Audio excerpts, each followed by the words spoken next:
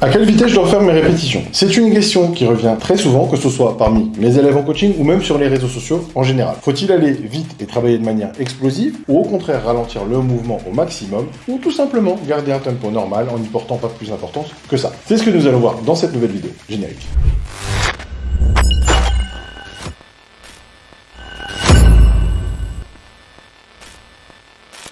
Bonjour à tous, je suis Bika, soyez les bienvenus sur ma chaîne YouTube. Avant toute chose, petit rituel oblige, je vous laisse vous abonner à cette chaîne, liker cette vidéo, la partager, y laisser des commentaires, etc. pour des raisons de visibilité. Mais aussi parce qu'au fond, vous m'aimez bien. Je vous invite aussi à venir voir mon appli, mes nouvelles offres de coaching, mes plans alimentaires et d'entraînement personnalisés. Et bien sûr, n'oubliez pas de jeter un œil à ma gamme de compléments alimentaires en cliquant sur un des liens dans la barre de description. Aujourd'hui, on va tenter d'apporter un peu plus de lumière sur ce que l'on appelle le tempo et la vitesse d'exécution. Et on va tenter de voir s'il y a un réel intérêt à ralentir à outrance la vitesse d'exécution de ces répétitions, comme certains pratiquants le clament. Déjà, il faut savoir que les inconditionnels des tempos lents adoptent ce tempo pour augmenter le temps passé par le muscle à être sous une contrainte. C'est ce qu'on appelle le temps sous tension. Le but de l'allongement du temps sous tension est d'augmenter la fatigue musculaire, qui est un facteur de croissance. Et dans ce but, certains vont même jusqu'à pratiquer ce qu'on appelle le super slow, avec des répétitions pouvant durer jusqu'à 20 secondes, soit l'équivalent de 3 minutes et 20 secondes pour une série de 10 répétitions. Le principe derrière tout ça, c'est que l'augmentation du temps sous tension est censée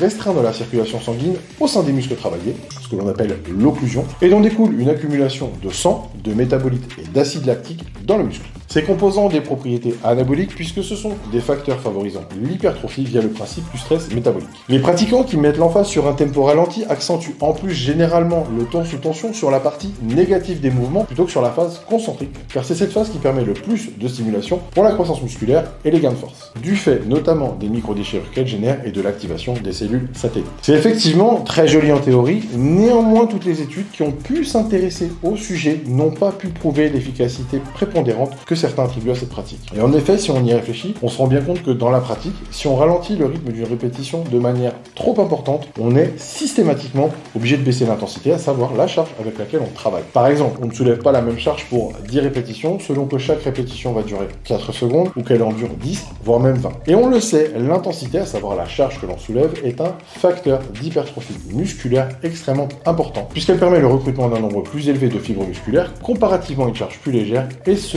même lorsque le temps sous tension est allongé. Qui plus est, le poids soulevé est aussi une des composantes du volume de travail, un des facteurs essentiels de la croissance musculaire, que l'on calcule en multipliant le nombre de répétitions effectuées, multiplié par le nombre de séries, multiplié par la charge soulevée. On peut d'ailleurs citer une étude de 2012 où l'on a comparé la croissance musculaire d'un groupe qui faisait des répétitions de plus de 12 secondes et un groupe qui faisait des répétitions qui duraient environ 4 secondes. Et le résultat fut clair. La croissance musculaire était 3 fois et demi supérieure chez le groupe qui faisait des répétitions plus rapides par rapport au groupe qui avait un tempo plus lent, ce qui permet de conclure que le volume est un facteur de croissance plus important que le temps sous tension. Ce qui est logique car même avec un nombre de séries et de répétitions similaires, obligatoirement le volume de travail du groupe qui a allongé le temps sous tension n'est pas égalisé avec l'autre, puisque qui dit temps sous tension dit systématiquement charge soulevée plus légère. Autre facteur qui ne va pas en faveur du temps sous tension, l'activation musculaire. Ici encore, une étude a permis de mettre en avant qu'un tempo d'exécution trop lent diminuait l'activation des muscles travaillés. En l'occurrence, dans le cadre de cette étude, on parle de 36%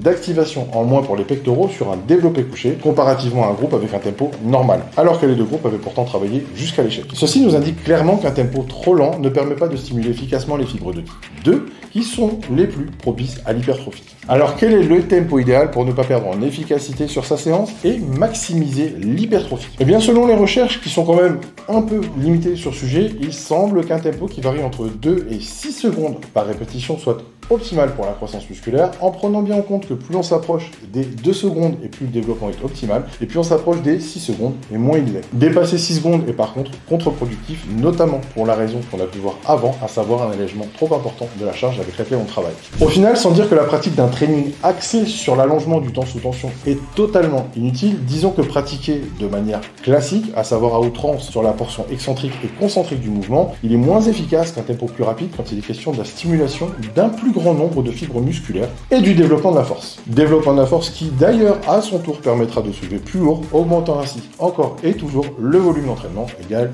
hypertrophie. Par contre, il peut être viable dans 3 cas précis. Pratiquer sur la phase excentrique du mouvement uniquement, la fameuse phase négative, alors oui, là le temps sous tension a un réel intérêt. En effet, on est plus fort sur cette phase, on peut donc soulever plus lourd, ce qui augmente le volume d'entraînement et ce qui cette fois résulte en des gains de masse musculaire. N'hésitez donc pas à ajouter en fin de série ou en fin de séance du travail lourd avec une phase excentrique de 4 à 5 secondes environ. Si vous le faites bien, le lendemain, il y a d'ailleurs de fortes chances que vous ressentiez de bonnes courbatures parce que c'est assez violent. L'autre option, si vous voulez vraiment ralentir un peu votre mouvement, consiste à ne pas dépasser 6 secondes environ puisque dans ce cas-là, la charge n'est que très peu allégée. Enfin, le travail du temps sous tension a aussi un réel intérêt pour les débutants qui auront tout à gagner à le pratiquer, tout simplement pour s'assurer un apprentissage des mouvements en toute sécurité et commencer aussi à travailler sur cette relation cerveau-muscle. En conclusion, vous l'aurez compris, l'allongement du temps sous tension ne doit pas être votre priorité dans le training et il vaut mieux porter votre attention sur des facteurs plus rentables en termes d'hypertrophie musculaire, tels que par exemple l'intensité, la relation cerveau-muscle, un volume correct ou s'approcher suffisamment près de l'échec. De temps à autre, si vous voulez avoir des sensations différentes et que vous avez du temps devant vous parce que ça rallonge un peu la séance, pourquoi ne pas réaliser une séance en super slow? Ça peut aussi être pas mal pour développer la relation cerveau-muscle, mais surtout, ne basez pas votre entraînement que sur ça